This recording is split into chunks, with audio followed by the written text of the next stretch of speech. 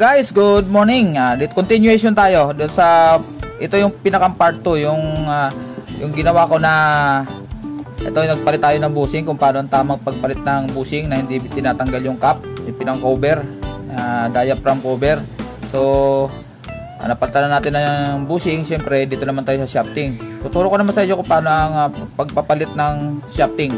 Okay? Mabilisan lang to guys para hindi masyado mahaba ang video. May nag-request lang sa atin ito. So, siyempre, tanggalin natin to, pinaka-spacer.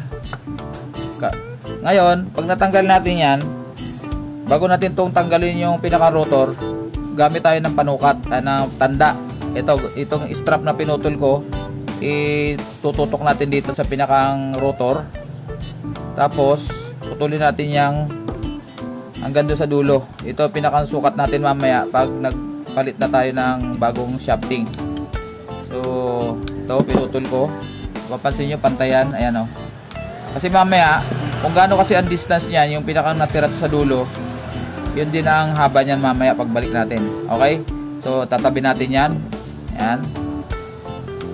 Tapos, tanggalin natin itong kabila din na spacer. Ayan. So, ito na yung shafting na tatanggalin natin dito sa itong rotor na to. Tatanggalin natin yan. Okay? So ito guys, tanggalin natin tong luma. Ito ipapalit natin yung bago shafting. Siyempre pag magpapalit tayo, kailangan importante itong gear sa likod. Ito yung pumupunta sa gearbox. Kailangan parehas siya ng ipapalit mo kasi iba-iba yung ngipin yan. Merong magaspang, may pino. So iba-iba siya, so kailangan parehas. Yan, huwag tayo magpapalit ng ang gear sa likod ay magaspang or iba ang hindi ka pares nito kasi ang kakontra nito yung pinakang gearbox doon sa likod. Kailangan sakto siya. Okay?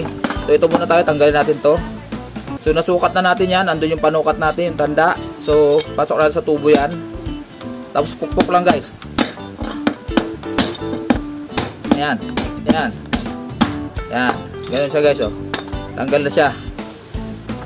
Balik natin yung bago. So dito tayo mag-uumpisa sa may pinakalikod, yung gearbox. Dahil may ikli lang yung lalabas dyan eh. So ganun din uli. Yan. Tapos, tubo uli. Tatansyahin lang natin yan. Yan. O, kunin natin yung panukat natin. Yung natin tanda. So, ito guys ang ating ginamit kanina. Tignan natin kung tama na. Ayun, sakto. Natsambahan. Ayun o, sakto siya. Pwede rin hindi tayo gumamit dito kung sanay na kayo. Kailangan alam natin yung distansya nito kasi pag sumubra ang haba nito, kasayad doon sa tornilyo sa likod ng gearbox. Yung paglilagay natin yung cover. Kaya mas maganda kung mayroon tayong panukat. Yung ganyan, sakto lang. Yan. Okay? Sa lamesa tayo. Siyempre, balik natin ang spacer. Ayan. So, yan. Unahin natin to. Tapos ito. Mga spacer na yan. Sakto yan guys. Yung spacer na yan. Ito sa unahan. Dito. Yan. So, okay na siya. Siyempre, lilinisin nyo ng alikabok. Tatanggalin nyo yung mga alikabok yan. Parang elisir yan. Pag maraming alikabok, mahina ang buga ng hangin. So, may silbi to para dito sa motor. Yan. Ito yung nagpapalamig din ng motor. So, pag maraming alikabok to, kahit na mabilis ang ikot yan, hindi na rin siya nakakapagbuga ng hangin. So, nakakatulong yan para lumamig ang motor natin. Okay? So, lalagyan din natin to ng langis. Although, ito ang importante, may langis yan. Ito, nilagyan ko na rin ng langis yung loob nitong bushing, magkabila. Lagyan din natin to. Yan. Konti lang. So, tabi muna natin to. Isalpak na natin tong ating motor. Dito. So, pasok natin yung capacitor dyan. Doon sa kabila. Tapos, ganyan. Yan guys, oh. Yan. Okay. Tapos, salpak na natin to. Itong pinaka rotor. Yung bagong shafting na. Yan. Tapos sasalpak natin ito rito sa kabila. Kapartner nya. Kabiak. Yun. Pag naisalpak na natin ng ganyan yan, hilahin natin to. Check natin kung tama clearance. Kunting pokpok. Para mag-align siya. Tama na yung clearance nya. Ayan, may konting hila. Tutornilyoan pa kasi natin yan.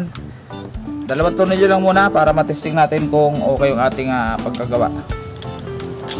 Paikutin natin ng dalawa lang muna tornilyo. Hindi ko pa na-check yung capacitor kung okay, pero tingin ko okay naman siya.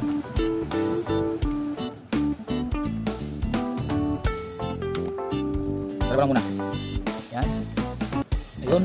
Tapos, kagaya na dati kong sinasabi, pag unang higpit natin yan, medyo may ganit na konti yan. Walang freewheeling. So, konting pokpok lang dito. Yan. Ayun, may freewheeling na. Yan o. Yan o. Ito pa. Ayan o. Kailangan may freewheeling siya. So, subukan natin. Naka-on na to guys. Naka-on. Ayan, naka-on na. Saksak natin. Kailangan umikot siya.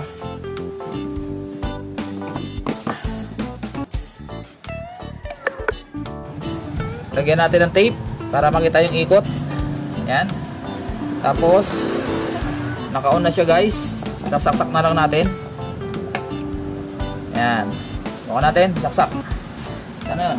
Wala. Ayun. Ayan o. Okay.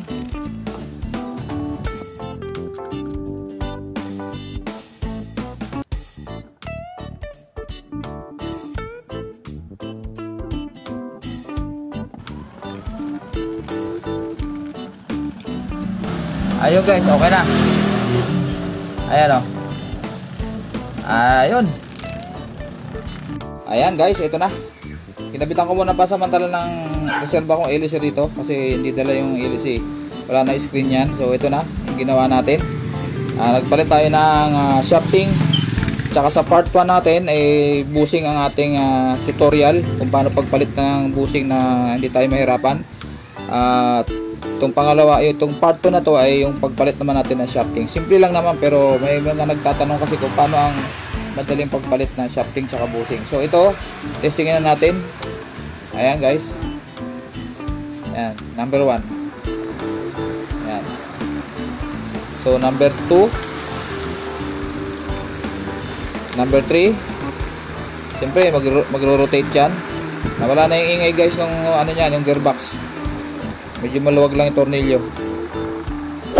Ayan guys, maraming salamat. So ang case nito guys is nawala siya ng power dahil nag-overheat dahil sa bushing niya.